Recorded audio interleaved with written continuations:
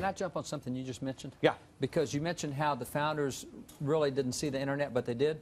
And that's what's so cool about this document is, and people say, well, it's outdated. You know, they had horses back then.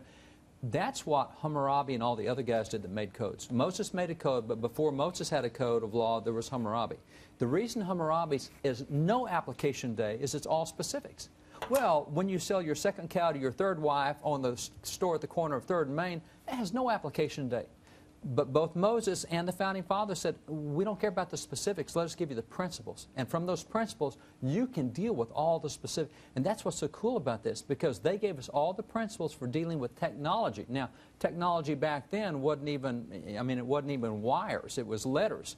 But nonetheless, it's now internet, it's electronic. We just had an argument on the radio show, Pat and I, because I call him Progressive Pat once in a while when it's convenient.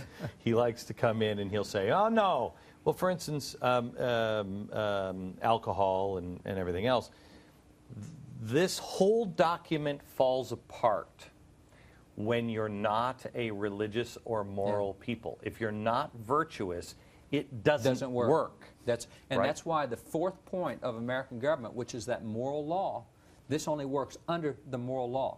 Even if you look at someone like Adam Smith, who did the free market system, Wealth of Nations, the book he wrote before that was on morality and religion. Economics only works well if you got that foundation down. And so that's the start here. It's like what we're doing with the regulatory agencies now, and we're looking at, you know, how do we fix the financial system? Can anybody tell me how to fix the financial system? Fix the banks? Fix the banking problem?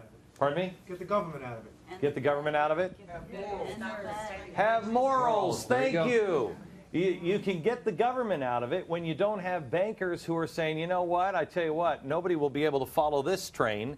Nobody will ever be able to follow this paper trail. We can just do this. We can screw this person. We get ours. Once you fix that, then you can get government out of it. But you can't. This is made for a group of people that say, look, we know the difference between right and wrong, and we're not going to hurt the other person. It's got to be good for all of us. Well, John Adams, who signed the Declaration, and he signed the capstone of the Constitution, Bill of Rights. He's there from start to finish for American government.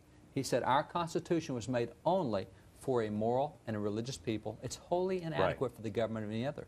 Washington's farewell address says, of all the habits and dispositions that lead to political prosperity, religion and morality are indispensable supports. I mean, these guys never saw it secular. This last summer, I spent a lot of time with Deuteronomy getting ready for the Jerusalem trip, and I think I called you right away and said, David, have you ever noticed the similarities between Deuteronomy and George Washington's farewell address? They go hand in hand. They do. You know, it's the same. It's the same thing. Remember how good God has been to you. Teach it to your children and obey. That's it. And from that you can govern yourself. That's right. Show me the good and plenty clause in here.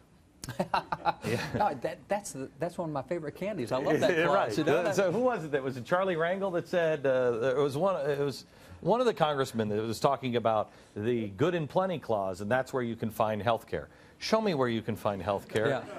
John Conyers was one of many who cited the general welfare clause. And the general welfare clause, they said, well, we're doing this for the general welfare of the people. Now, the general welfare clause appears twice in the Constitution. It appears in the body. It also appears in the preamble. And he didn't know where either one of them was, but he knew it was in there. And so the general welfare clause has become the catch-all for every. If I want to do it, I'm telling you, this is for your general welfare. Right. So, it's promote the general welfare. That's right. Provide for the common defense and promote the general welfare. Here's what it specifically says. I'll just read the clause, and this is what they point to as their authorization for health care. I'll just go back to the preamble. You know, we used to actually memorize the preamble in school. I don't think we do that anymore. No. Constitution Day being on Saturday. 100% of all public schools are required by federal law to celebrate Constitution Day. Set the day aside, either Friday or Monday.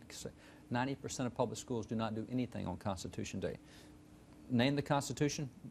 Tell me what's in Article 1 or 2 or 3 or 4 or 5 or 6, 7. Right. Can't do it. Don't know. Here's the General Welfare Clause. We, the people of the United States, in order to form a more perfect union, establish justice, ensure domestic tranquility, and provide for the common defense, promote the general welfare, and secure the blessings of liberty to ourselves and our posterity, do ordain and establish this Constitution for the United States of America. Now, that's where they said they got the health care stuff.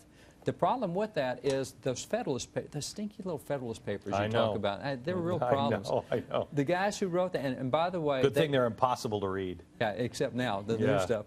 The guys who did the Federalist Papers said this is the most authentic commentary on the Constitution to reflect the will of those who wrote it and the will of those who ratified it. You don't know what the contract means? Read the Federalist Papers. They say the General Welfare Clause is the totality of the 18 things in Article 1. In other words, the general welfare is promoted if you do the 18 things we told you you can do in Article 1. If Congress does anything outside those 18, it's not the general welfare. Now, you look through those 18 enumerated powers in Article 1, there's nothing there about health care because it doesn't belong to the federal government. But they're saying, oh, we did this for you. No, no, it's a complete violation of the preamble. GBTV, the truth lives here.